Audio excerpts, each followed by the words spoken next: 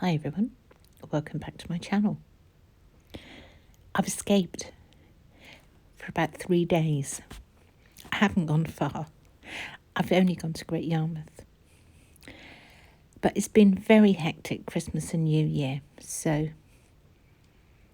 I decided I need to escape, as I do after every Christmas and New Year. So I'm just going along the seafront. I'm only staying at the Premier Inn. It looks out to sea here in Great Yarmouth. But it doesn't matter where you go, does it? It's just a change of scenery and, it's been pretty full on. The restaurant at home has been open daily. Thank goodness it's only once a year, that's what I say. And every year I say, I'm not doing all that again next year, but of course you do, don't you? So, just going to have a drive along the seafront, point out a few places for you possibly. I'm sure you know most of them, but I do have people, new subscribers, who perhaps don't know where Great Yarmouth is. Seaside holidays were a great British invention. Bathing in the North Sea became extremely popular in Edwardian times, as they felt it made them feel so much better afterwards. In the 1840s, new hotels were built to appeal to wealthy visitors from London, Norwich and the Midlands. The Victoria Hotel, which is now on the right, the white building, was one of these hotels. The Victoria Building Company was formed in 1841 to provide large and elegant houses for the higher classes of sea bathers. The plan was to build these properties along this area of South Denes. By 1845, only 3 houses had been built: Kimberley Terrace and the Victoria Hotel, which is now called the Carlton Hotel and is the building on the left. The next phase was to be Brandon Terrace and a street of second-class houses called Camperdown Place. The scheme was far too costly and could not go ahead due to cost.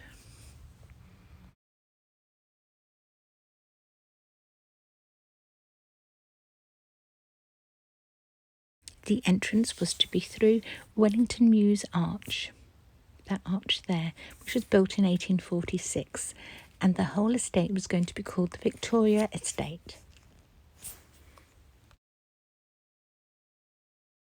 The big white building on the left is the Winter Gardens. It opened in 1904 but closed in 2008.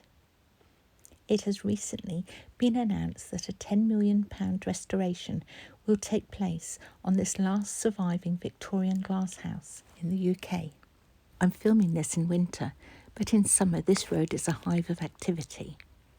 Known as the Golden Mile for its golden beach, each side of the road there are endless food outlets, from fish and chips to ice cream, donuts, waffles, candy floss, beef burgers, hot dogs, toffee apples, and probably lots of other things. As well, of course, you can get buckets and spades, postcards, sweets, and endless souvenirs.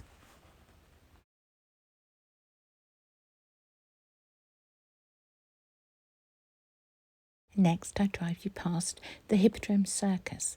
I probably should have got out of the car, actually, to film it properly for you. It was built in 1903 and is one of only 2 purpose-built permanent circuses in England still in operation, and one of only 3 in the world with a circus floor that sinks into a pool. Up on the left is St John's Church, a Grade II listed Victorian church. Originally, it was built as the headquarters for the Beach and Harbour Mission, an organisation for beachmen and sailors. It is now in the care of Great Yarmouth Preservation Trust. Great Yarmouth is famous as a family holiday destination, a traditional seaside resort, and attracts around 6 million visitors each year. This is a mix of day trips, weekend breaks, and longer holidays. Until researching for this video, I never knew Great Yarmouth had a medieval castle. It's thought it was constructed before 1208, and in 1550 it was given to the town as a jail, but demolished in 1621. So I thought, a castle? Really? Wherever was it? Well, it seems the site of the castle, with its 4 towers, was along, wait for it, King Street. Of course it was. That's the only place it could be, King Street, at the site of the former Brunswick Hotel. Now I believe I'm in the area close to where that archway was I showed you. I imagine most of these properties at one time would have been guest houses. But of course I could well be wrong. They just look that style to me.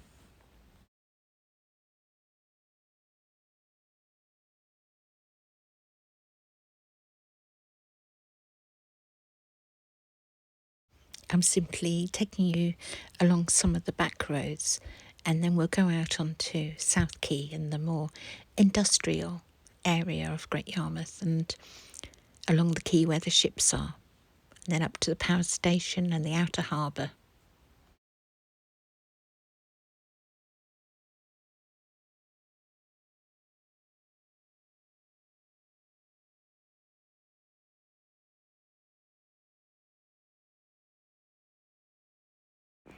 In the days of Bird's Eye, Bunn's Factory, Norfolk Line, Great Yarmouth Steel, Savoy Catering even, all those businesses would have to bring their lorries down here along South Quay. And if you look on the left, you'll see there are so many empty buildings now. It's nothing like as busy as it used to be. Those are the new signs pointing to the right for the new Herring Bridge, which still isn't open as yet. And there's the traffic lights. That's the turning.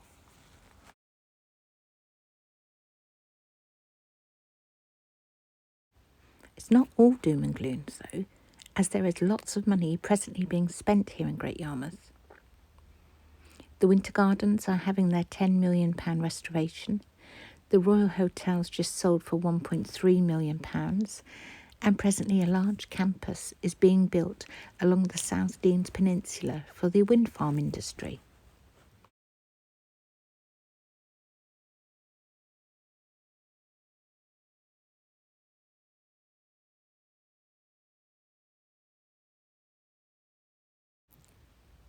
Further along here is the barrier across the road, where you're not really meant to go any further because that's where the campus is being built. Our station is now on my left, and when we get to the top of this road, I'll be able to pull over and show you the outer harbour. On the site of where Pier ports are now, I believe a previous business was perhaps Erie resistors and a cardboard making business as well. But feel free to correct me if I've got that wrong.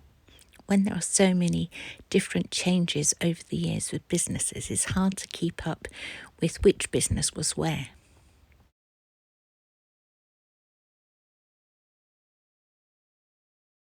After the death of Admiral Horatio Nelson in 1805 at the Battle of Trafalgar, Norfolk decided to create a grand monument in his memory. The foundation stone was laid in 1817, and it was completed 2 years later.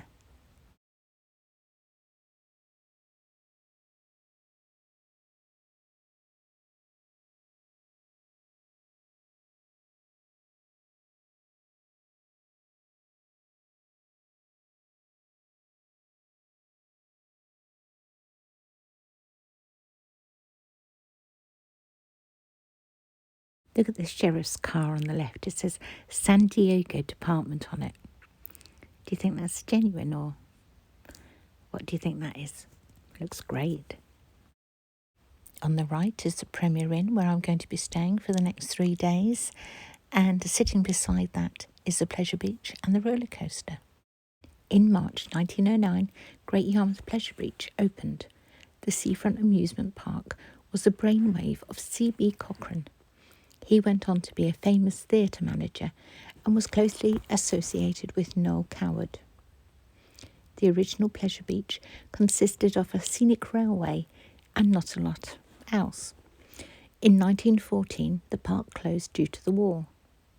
After the war, in 1919, a fire devastated the scenic railway, but it was repaired and opened later that summer. In 1929, the lease ended for the scenic railway. A huge water chute was built on the site where the railway was. But a new railway was purchased in Paris and it opened later in 1932.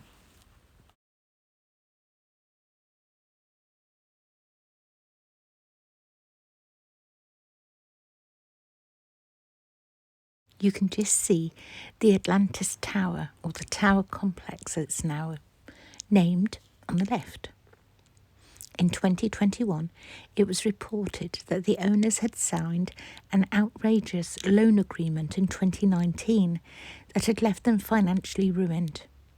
They took out an emergency loan for £1.1 million, but that rose to £3.6 million. I'll add the link to that story in the write-up in case you want to read more about it.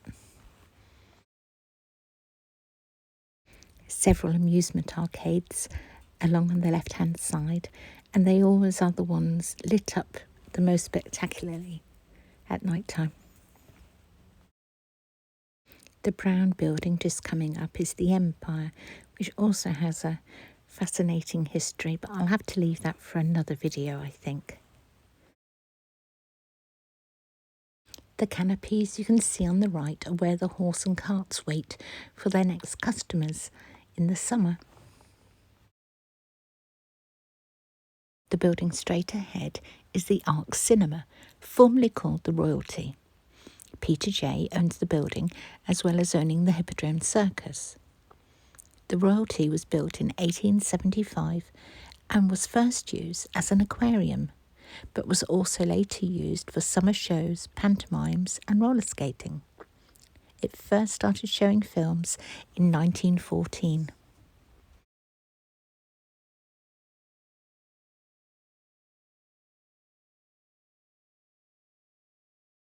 I've just looked at the time and I think I can go and get in my hotel. So we're just going to go round this corner, round the roundabout to the right, and then I'm going to skip the long Golden Mile Road and suddenly we're at my hotel. The Premier Inn here on the seafront in Great Yarmouth cost £7.5 million to build, and it opened in the summer of 2019.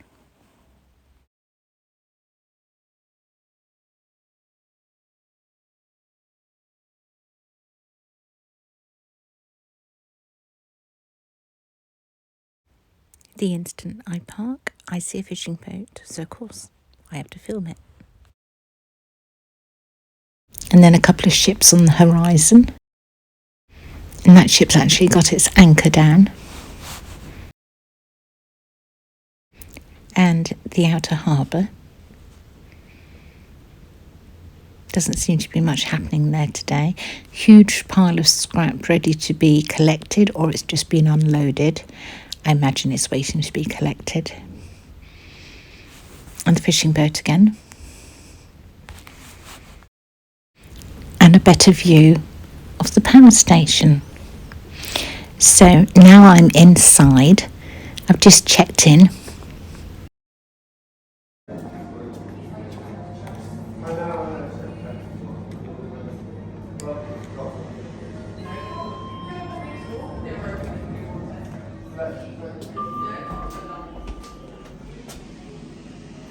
Doors closing. Lift going up. 4th floor.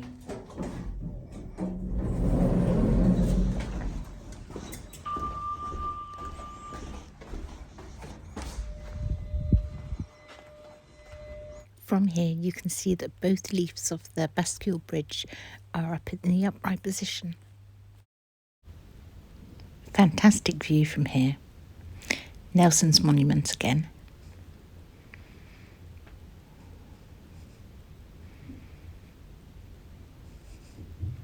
So this is probably all the area I've just driven you around.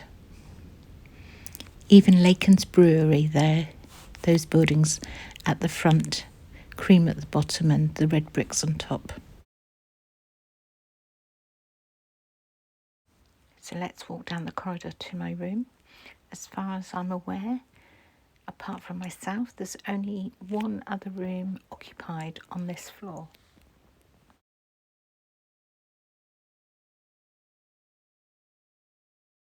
So this is my room. I'm staying in 408. Bizarrely, the exact same room I stayed in last time I was here.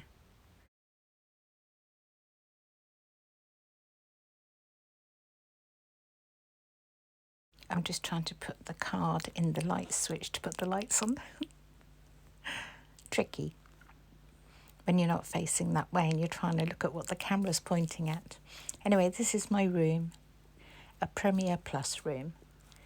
It comes with a coffee machine and a fridge. Somebody metal detecting down on the beach.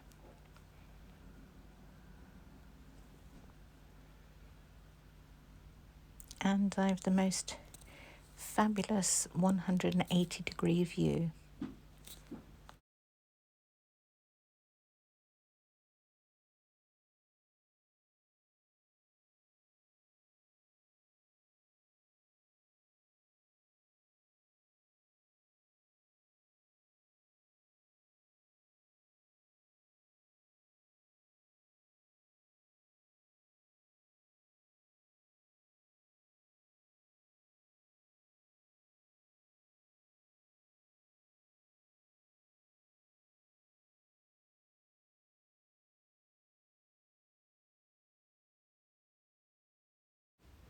Now I'm in my room, back to this ship, and it's easier to show you from up here that it's got its anchor down.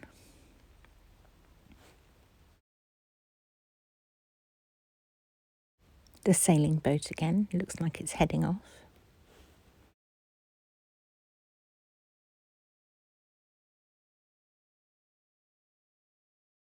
Do you remember the wind turbine off Great Yarmouth that caught fire last summer?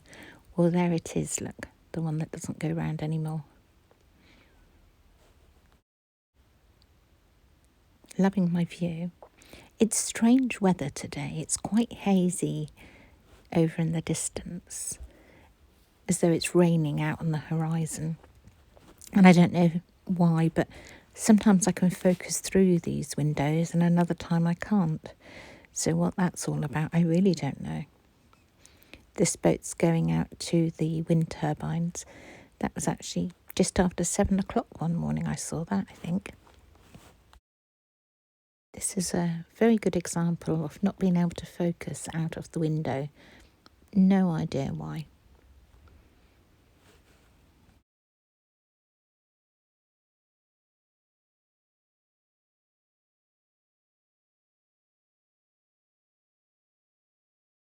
So now to the gentleman who was doing the backwards somersaults on the beach.